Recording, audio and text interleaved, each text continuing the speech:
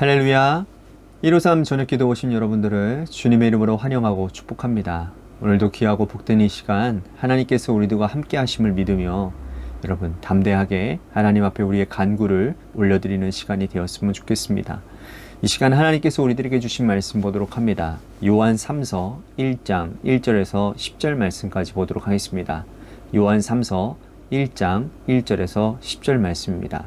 우리 같이 한 목소리로 다 함께 봉독하도록 하겠습니다. 시작. 장로인 나는 사랑하는 가이오 곧 내가 참으로 사랑하는 자에게 편지하노라. 사랑하는 자여 내 영혼이 잘된 같이 내가 범사에 잘되고 강건하기를 내가 간구하노라. 형제들이 와서 내게 있는 진리를 증언하되 내가 진리 안에서 행한다 하니 내가 심히 기뻐하노라. 내가 내 자녀들이 진리 안에서 행한다함을 듣는 것보다 더 기쁜 일이 없도다. 사랑하는 자여 내가 무엇이든지 형제 곧 내 나그네 된 자들에게 행하는 것은 신실한 일이니 그들이 교회 앞에서 너희의 사랑을 증언하였느니라. 내가 하나님께 합당하게 그들을 전송하면 좋으리로다. 이는 그들이 주의 이름을 위하여 나가서 이방인에게 아무것도 받지 아니함이라. 그러므로 우리가 이 같은 자들을 영접하는 것이 마땅하니 이는 우리로 진리를 위하여 함께 일하는 자가 되게 하려 함이라. 내가 두어 자를 교회에 썼으나 그들 중에 으뜸되기를 좋아하는 디오드레베가 우리를 맞아들이지 아니하니 그러므로 내가 가면 그 행한 일을 잊지 아니하리라. 그가 악한 말로 우리를 비방하고도 오히려 부족하여 형제들을 맞아들이지도 아니하고 받아들이지도 맞아들이고자 하는 자를 금하여 교회에서 내쫓는도다. 아멘. 아브라함은 하나님의 부르심을 받을 때부터 자녀에 대한 축복을 받고 자녀에 대한 확증을 받았어요. 그런데 처음에는 조금 희미하게 받았는데 이게 시간이 가면 갈수록 아주 확증적으로 그리고 분명한 약속을 받게 됩니다. 처음 75세 때 그가 하나님의 부르심을 받을 때 그때 하나님은 아브라함에게 너의 자손이 충만하겠다라고만 약속하셨습니다. 그리고 10년 뒤에 아브라함이 자녀가 없어서 더 고민하고 하나님께 나아갈 때에 그때 하나님은 아브라함에게 내 몸에서 날 자가 내 후사가 될 것이다 라고 또 그렇게 말씀을 하십니다. 그런데 하나님이 분명한 시기를 확정해서 말씀하시는 때가 있었는데 그때가 바로 뭐냐? 아브라함이 나그네를 환대하고 그 나그네를 잘 대접해 주었을 바로 그때였습니다. 창세기 18장에 보면 아브라함이 3명의 나그네를 지극히 극진히 환대하고 대접하는 장면이 나오죠. 하루는 아브라함이 문 앞에 나가서 앉아 있었는데 3명의 나그네가 지나가는 것을 봅니다. 지나가는 거예요. 그런데 그들을 보고서는 그들이 요청하지도 않았는데 아브라함이 그 나그네를 환대하고 자기 집으로 억지로 인도해서 드린 겁니다. 그리고 그들이 발 씻을 물을 가져다 드리고 송아지를 잡고 또 가루로 떡을 하고 엉긴 우유와 치즈를 대접합니다.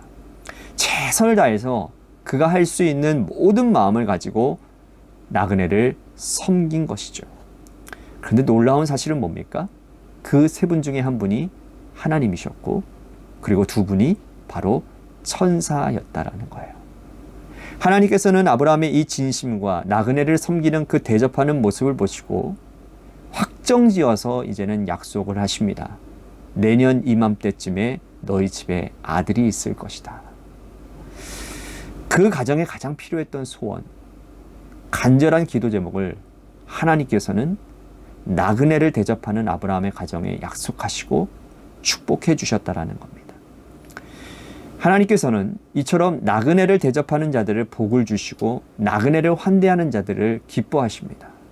오늘 본문 말씀에도 사도 요한이 가이오라는 사람을 칭찬하지요. 가이오를 칭찬하는 이유도 역시 그가 나그네를 환대했고 또 적극적으로 잘 대접했기 때문이라는 겁니다. 1절 말씀 보십시오. 장로인 나는 사랑하는 가이오 곧 내가 참으로 사랑하는 자에게 편지하노라. 이 가이오라고 하는 사람은요, 초대교회의 지도자 가운데 한 사람이었습니다. 장로인 나는 즉 사도 요한은 사랑하는 가이오를 적극적으로 칭찬하기 위해 그에게 편지를 했다라는 거예요. 그가 칭찬받을 만한 일이 뭐 있었는데 그것이 무엇이냐? 3절 말씀 보십시오. 형제들이 와서 내게 있는 진리를 증언하되 내가 진리 안에서 행한다 하니 내가 심히 기뻐하노라. 자, 가이오가 직접 자기의 입으로 말하지 않았습니다. 자, 제가 이렇게 이렇게 했으니 칭찬받을 입니다 라고 말한 것도 아니에요. 그저 주변에 있는 사람들이 사도 요한에게 와가지고 가이오를 칭찬하는 겁니다. 그 칭찬은 진리 안에 행한다라는 거예요. 자, 구체적으로 진리 안에서 가이오가 행한 일이 어떠한 일인지를 뒤에 가면 알 수 있습니다. 자, 5절에서 6절 말씀 보십시오. 사랑하는 자여, 내가 무엇이든지 형제 곧 나그네 된 자들에게 행한 것은 신실한 일이니 그들이 교회 앞에서 너희의 사랑을 증언하였느니라. 내가 하나님께 합당하게 그들을 전송하면 좋으리로다. 자, 그 당시에는 복음을 들고 전하는 순회 복음 전도자들이 많았습니다. 그런데 그들을 교회에 적을 두고 있지는 않았어요. 왜? 생활을 보장받을 수가 없거든요. 정기적으로 그들을 후원하는 후원자들도 없는 겁니다. 그들은 이곳저곳 떠돌아다니면서 진리의 말씀을 전하고 복음을 전하는 일을 했다라는 거예요. 이들에게는 잠잘 곳도 없었고요. 몸을 누일 만한 곳도, 또 밥을 먹을 만한 곳도 없었습니다. 그래서 그는 지나가는 자들이 교회 공동체의 문을 두드리는 거예요. 그때 가이오가 이 순회 전도자들을 잘 받아들이고 그들을 아브라함처럼 극진히 섬기고 대접했다는 거죠. 그랬더니 그가 대접받았던 순회 선지자들이 이곳저곳을 다니면서 나를 이렇게 극진히 대접해 준 사람 가이오는 참 고마운 사람이라고 칭찬하고 칭송하지 않았겠습니까? 이런 소문이 돌고 돌아서 누구에게까지 온 겁니까? 사도 요한에게까지 온 거예요. 얼마나 아름답고 귀한 일입니까? 나그네를 대접하는 일은 사도 요한은 진리 안에서 행하는 것이라고 말을 하고 있습니다. 여러분, 우리는요, 진리를 하나님의 말씀이라고 알고 있지 않습니까? 그죠? 하나님의 말씀은 그저 많은 것으로 우리를 복잡하게 하지 않는 것 같습니다. 하나님의 말씀은 곧 행함이 생명인 거예요. 사랑한다 하면서 형제를 사랑하지 않는 자는 진정으로 하나님을 사랑하지 않는 자라고 사도 요한은 요한일서 말씀 가운데서 여러 번 우리들에게 말씀하고 있잖아요. 그런 의미에서 보면 이 가이오는 사랑을 실천한 자였고 지나가는 순회 전도자들을 최선을 다해서 섬기는 자이니 그는 곧 하나님을 사랑하는 자임이 틀림이 없다라는 겁니다. 그런데 이러한 가이오 같은 사람이 있는 반면에 그 반대 자리에 있었던 사람도 또 있었다라는 겁니다. 자, 9절에서 10절 보십시오. 내가 두어 자를 교회에 썼으나 그들 중에 으뜸되기를 좋아하는 디오드레베가 우리를 맞아들이지 아니하니 그러므로 내가 가면 그 행한 일을 잊지 아니하리라. 그 악한 말로 우리를 비방하고도 오히려 부족하여 형제들을 맞아들이지도 아니하고 맞아들이고자 하는 자를 금하여 교회에서 내쫓는도다. 자, 디오드레베라고 하는 사람이 있는데요. 이 사람이 오늘 말씀이니까 세 가지 특징이 있어요. 하나는 으뜸되기를 좋아한다는 거예요. 두 번째는 나그네를 맞아들이는 것을 좋아하지 않는다는 겁니다. 나그네를 맞아들이고 대접하고자 하는 사람들을 오히려 교회에서 내쫓았다는 거예요. 자, 그는 두 가지의 큰 잘못을 저질렀는데 그가 교회의 으뜸되기를 좋아했다라는 말을 보면 교회의 머리가 그리스도이시고 하나님이 주인이신데 자기가 교회의 주인 노릇하고 있다는 것을 알 수 있다는 거예요. 여러분, 얼마나 악한 자입니까? 하나님이 교회의 주인 되시고 그리스도가 머리가 되셔야 되는데 사람인 자기가 으뜸되기를 좋아한다니요. 가이오처럼 나그네를 영접하고 환대함에도 불구하고 맞아들이지도 아니하고 그렇게 하는 자들을 교회에서 쫓아냈다라고 하니 얼마나 악한 사람입니까? 우리는 이 가이오와 디오드레베 이러한 사람들 중에 누구의 길을 걸어야 될지는 우리들이 묻지 않아도 알 수 있을 것입니다. 우리는 당연히 가이오의 길을 걸어가야 되겠죠. 그럼에도 불구하고 사실 우리가 현실에 부딪히게 되면 가이오의 길을 걷는다라는 것은 쉽지가 않습니다. 나그네를 환대하는 것은요, 여러분, 생각보다 어려운 일이기 때문입니다. 어려운 사람들을 도와야 된다라고 여러분, 우리들은 머리로는 알고 있고요, 입으로는 말할 수 있습니다. 하지만 직접 그들의 삶에 들어가서 그들을 섬겨주는 일이란 그렇게 쉽지 않은 일이라는 거예요.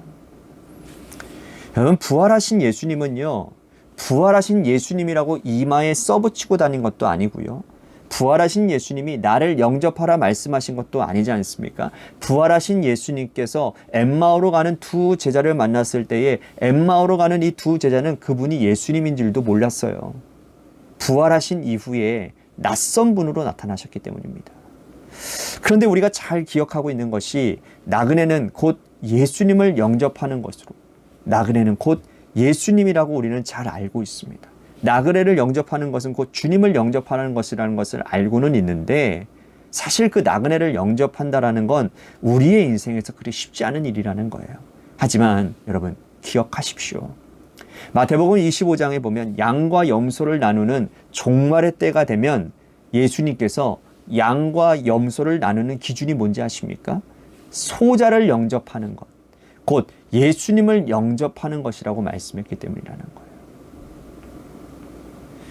양으로 분리된 자가 예수님께 묻습니다. 주님, 제가 언제 주님을 영접했습니까? 그때 주님이 뭐라고 말씀하는지 아십니까? 소자, 곧 그를 먹이고 그에게 물을 마시게 하고 그를 입힌 것이 곧 나에게 한 것이라고 말씀을 했다라는 거예요. 염소로 분류된 자, 곧 지옥불에 들어갈 자가 주님께 따집니다. 제가 언제 주님을 영접하지 않았습니까? 그러자 주님이 뭐라고 말씀하시느냐? 내가 옥에 갇혔을 때에 돌아보지 아니하였고, 줄일 때 먹이지 아니하였고, 목마를 때 마시게 하지 아니하였고, 헐벗고 있을 때 옷 입히지 아니하였다라고. 곧 작은 소자에게 하지 아니한 것이 나에게 하지 않은 것이기 때문에 너는 지옥불에 들어간다라고 주님 말씀하고 있는 겁니다. 참으로 두렵고 떨리는 말씀 아닙니까? 나그네를 영접한다라는 것은 그냥 우리가 선을 행하는 것으로 그치는 것이 아니고요. 우리의 구원과 밀접한 연관이 있다라는 거예요. 꼭 기억하시기를 바랍니다. 부활하신 주님, 그 부활하신 주님은 엠마오로 가는 두 제자에게 자신의 모습을 감추고 나타나셨다라는 겁니다. 혹여나 우리 주변에 나보다도 연약한 사람, 나보다도 가난한 사람, 불우한 이웃들을 바라볼 때에 그들 한 사람 한 사람이 예수님이라고 우리들이 느껴지게 된다면 우리들이 그들을 섬기고 그들을 대접하는 일이 여러분 어려운 일이 될까요? 우리들이 구원받은 사람인데 말이죠. 이처럼 우리들이 섬김과 나눔이라고 하는 이 영역은 우리의 구원과 밀접한 관계를 맺고 있다라는 것입니다. 다시 말씀드린다면 내 삶에 나눔이 없고 섬김이 없고 헌신이 없다라고 한다라는 것은 그 상황만큼은 우리가 구원받은 자의 모습으로 살아가지 않고 있다라는 문제인 거예요. 그렇기 때문에 그것이 고착화되기 전에 하루빨리 회개하여 다시 돌이키는 역사가 일어나야 된다라는 겁니다. 사랑하는 성도 여러분, 오늘 말씀을 듣고 우리들이 기도해야 될 제목이 있습니다. 혹여나 나보다도 연약한 사람들을 바라보며 긍휼히 여기는 마음은 누구나 다 갖고 있습니다. 그렇지만 그 긍휼히 여기는 마음을 우리의 삶에서 실천으로 행함으로 나타낸다라는 것은 쉽지 않은 문제인 것입니다. 그렇지만 그 행함이 바로 우리의 구원과 연결되어져 있다는 사실을 기억하시고 오늘 하나님 약한 자들, 소외받는 자들, 그들을 향한 눈이 떠지게 하여 주시옵시고 그들을 향한 눈이 하나님 예수님이 그들이라는 사실을 우리들이 기억하며 그들을 섬기는 일에 힘쓰는 우리 모두가 되게 하여 주시옵소서. 특히나 우리들이 지역을 섬기고 살리고자 하는 그러한 비전을 품고 우리들이 몇 년간을 계속 해오고 있지 않습니까? 앞으로도 더 활발히 그 일들이 일어날 수 있는 그러한 은혜가 있게 되기를. 왜? 이것은 구원받은 자들이 반드시 행해야 될 일이고 우리의 구원과 직결적으로 연결되어져 있는 일이기 때문이라는 겁니다. 그래서 오늘 이 부분을 가지고 우리 같이 기도했으면 좋겠고요. 또 한 가지 우리 교회를 위해서 기도합니다. 재개발 가운데 놓여져 있는 관악교회를 하나님께서 새로운 도약의 계기로 하나님 삼아주시고 모든 필요를 따라 채워주시는 하나님의 놀라운 은혜로 말미암아 하나님 주님께서 은혜롭게 모든 재개발의 모든 과정들을 잘 마무리할 수 있는 인도하심이 있게 하여 주시옵소서라고 우리 재개발에 놓여진 우리 관악교회를 위해서 기도합니다. 또한 우리 육신의 질병을 갖고 있는 우리 고통받는 우리 성도님들이 계십니다. 그분들을 위해서도 여러분들 기도해 주시고 마지막으로 우리 고3 수험생들을 위해서도 여러분들 오늘부터 우리 같이 계속 기도했으면 좋겠습니다. 우리 고3 수험생들을 위해서 간절히 기도했으면 좋겠고 마지막으로 여러분들의 삶의 자리와 여러분들의 자녀들을 위해서 기도하시다가 이 시간 돌아가시기를 바랍니다. 노래 끝날 때까지 우리 함께 기도하며 나아가도록 하겠습니다. 기도하시겠습니다.